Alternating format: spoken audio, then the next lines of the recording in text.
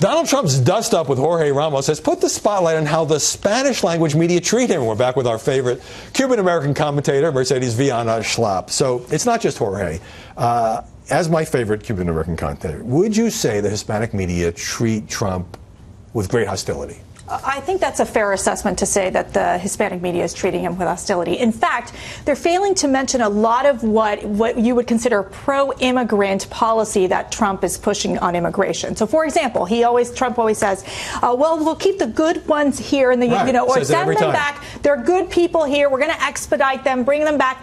That is never mentioned or barely ever mentioned in Hispanic media. So there's definitely, they don't cover the whole story, I think, to a certain extent. On CNN, Maria Hinojosa said the press wouldn't have beaten up on Jorge Ramos for the way he acted at that news conference if it had been Lester Holt or some other African-American journalist had asked those questions. So the suggestion is this was anti-Hispanic discrimination to criticize what Ramos did? Well, I think that's a story that the media is trying to portray, too. It's sort of the fact that Trump has made immigration policy his most important issue thus far, and then saying that he's basically having this fight with Jorge Ramos. So, again, I think it's a narrative that the media is trying to push forward, and, again, it's unfair.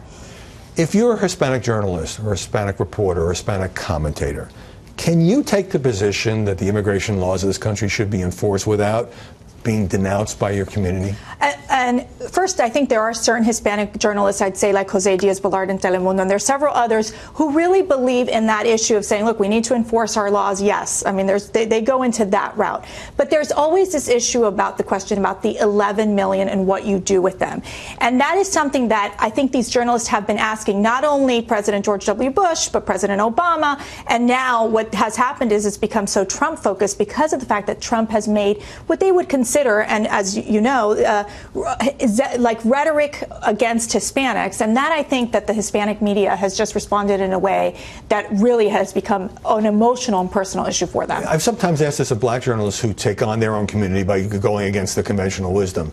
I mean, is there a lot of pressure, peer pressure almost, that if you don't follow that line, you will be disparaged by people who are kind of like your friends, your buddies, your colleagues? You know, I don't think so. It's interesting with the Hispanic media because a Hispanic community is so divided. You've got 67% Mexicans, and you've got Cubans, Salvadorans.